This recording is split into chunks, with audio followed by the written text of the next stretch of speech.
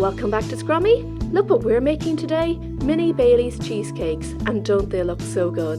Bailey's is very popular in desserts and there's nothing like a nice Bailey's cheesecake, and that's what we're making today. Time to get started. For the base of the cheesecake we're using crushed up digestive biscuits or graham crackers.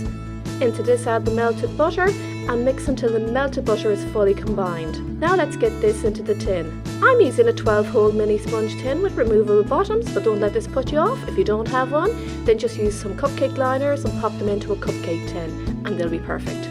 I'll give you some tips later on how to remove the cheesecake from the cupcake liners, and it's really easy.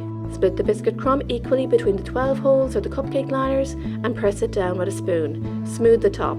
Chill for 30 minutes while we make the cheesecake filling. For the cheesecake filling I'm using mascarpone cheese, but you can use cream cheese either or a mix of both. Add the icing sugar and mix until smooth. I always buy shop branded cream cheese or mascarpone for my cheesecakes and always have brilliant results, so please don't be buying expensive cream cheese for cheesecakes. Pour in the double cream and the Baileys. This is a homemade Baileys Irish cream, which I have a tutorial for on my channel if you'd like to make it. Whisk the mixture until thick. It doesn't take long. When you see ripples in the mixture, it's done.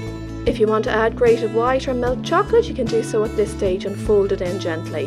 Divide the mixture out evenly and using a spoon smooth the tops of the cheesecake filling. Place in the fridge overnight or for at least 7 hours. Before removing from the tray or cupcake liners, freeze them for at least 1 hour, and this makes it so much easier to remove them and they keep their shape perfectly.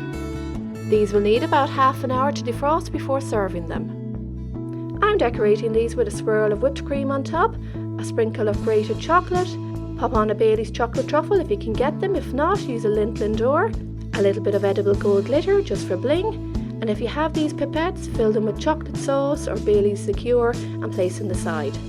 Check out my Bailey's chocolate cheesecake on my channel if you want to make a large 8-inch cheesecake, it's really nice. Time to tuck in. Look how thick and creamy that cheesecake filling is. Hope you enjoyed this video. Thanks for watching. Happy baking everyone. Enjoy!